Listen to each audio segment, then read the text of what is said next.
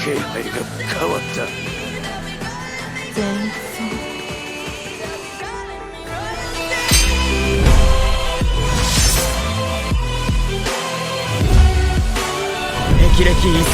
तो hello everybody, कैसे हो आप सब लोग। स्वागत है हमारी इस नई कहानी के पहले चैप्टर में। तो चलिए हम शुरू करते हैं। और इस कहानी का नाम है उत्तराधिकारी वर्सेस युवा बदमाश। ये बहुत ही इंटरेस्टिंग मांगा है जिसको आपको सुनने में और हमें एक्सप्लेन करने में बहुत ही मजा आने वाला है। तो चलिए शुरू करते हैं। तो एपिसोड के फर्स्ट में हमें एक लड़की को दिखाया जाता है जिसका नाम योगू होता है। नाम तो बहुत ही अजीब है। नाम पर ध्यान न दे, काम पर ध्यान दे।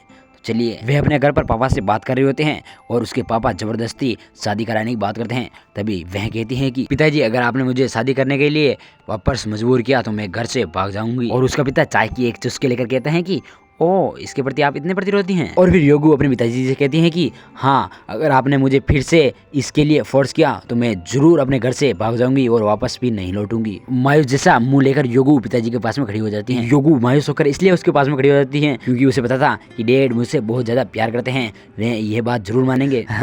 मुझे दे दो पिताजी। और फिर पिताजी कहते हैं कि ओके, तुम जा सकते हो। और फिर उसके पिताजी रोते हुए कहते हैं कि मेरी बेटी बड़ी हो गई है, अब वो अपने पिता की बात में नहीं मानती हैं। और फिर अपनी नौकरानी को आवाज देते हैं और कहते हैं कि ली, युवती का सामान लेकर आ जाओ। फिर नौकरानी कहती है कि जी महाराज, और वे सामान लेकर आ जाती हैं। और योगू अपने मन में सोचते हैं कि आपको नहीं रोना चाहिए पिताजी, और मुझे रोकने के लिए कहना चाहिए। और उसका पिताजी कहता है कि ठंड ने मेरे चेहरे पर हिट किया और मेरी बेटी ने मेरा दिल तोड़ दिया। और फिर वे नौकरानी सामान लेकर आ जाती हैं और वे कहती हैं कि आपका सामान तैयार है लेडी लूसी। और फिर लेडी लूसी अपने मन में सोचती हैं कि क्या पिताजी ने ये मेरे साथ जानबूझकर किया। और फिर उसके पिताजी एकदम से शांत हो जाते हैं और कहते हैं कि आप जा सकते हैं लूसी, लेकिन आपको मुझसे वादा करना होगा कि आप घर से एक भी पैसा नहीं लेंगे। दूसरा, आपके परिवार को जनता के सामने प्रकट नहीं किया जाएगा। बिल्कुल, अगर आप 2 साल में 10 मिलियन RMB अपने दम पर बना सकते हैं तो मैं तुम्हें फिर से शादी करने के लिए मजबूर नहीं करूंगा। अगर नहीं कर पाए तो मैं तुम्हारी शादी जरूर करा दूंगा। और फिर हमारी लूसी कुछ भी नहीं बोल पाती है। और लूसी कहती है कि हम देखते हैं। और वे कहते हैं कि पिताजी, यू मेड मी,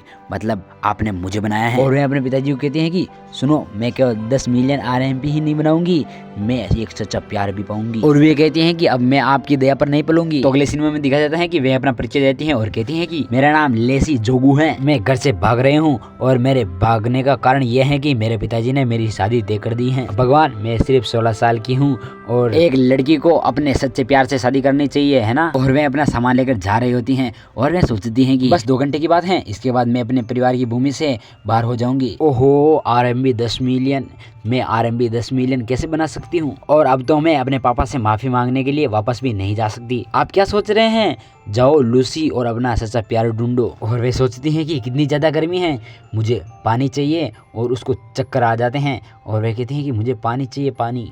चक्कर आने के कारण वह और फिर वह पानी के अंदर गिर जाती हैं और वह कहती हैं कि ओ तेरी, मुझे तैरना भी नहीं आता। इसको ये बहुत ही ज़्यादा बुरा लगता है और कहती है मदद करो मेरी। तभी वहाँ पर एक लड़का आता है और उसको बचा लेता है। और फिर वह लड़का उसको बाहों में भरकर बाहर लेकर आ जाता है। और फिर लूसी उस लड़के को देखते ही रह जाती हैं और अपने मन में सोचती हैं कि वाह, क्या सुंदर व्यक्ति है, भगवान, पानी। और फिर उन दोनों का पानी के अंदर ही रोमांस शुरू हो जाता है और वह लड़का उसको जोरों से किस करने लग जाता है। और फिर लूसी अपने मन में सोचती है कि यह मेरा पहला किस है, यह है। और फिर वह लड़का लूसी को पानी के अंदर से बाहर लेकर आ जाता है और लूसी जोर जोर से खांसने लग जाती है। और फिर वह लड़का वहां से चला जाता है।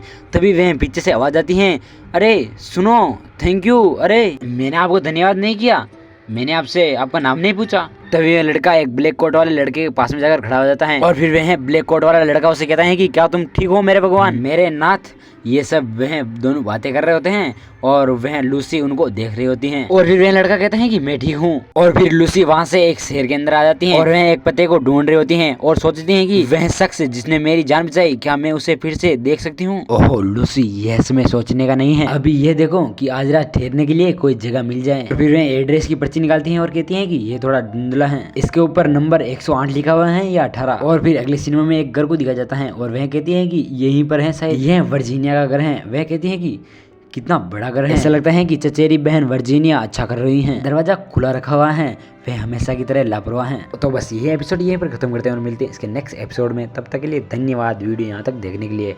चैनल पर नए हो तो चैनल को सब्सक्राइब करो, बेल आइकन को ऑल पर सेलेक्ट कर लेना और अपने दोस्तों के पास शेयर जरूर करें। Thank you for watching. 気配が変わった。前奏。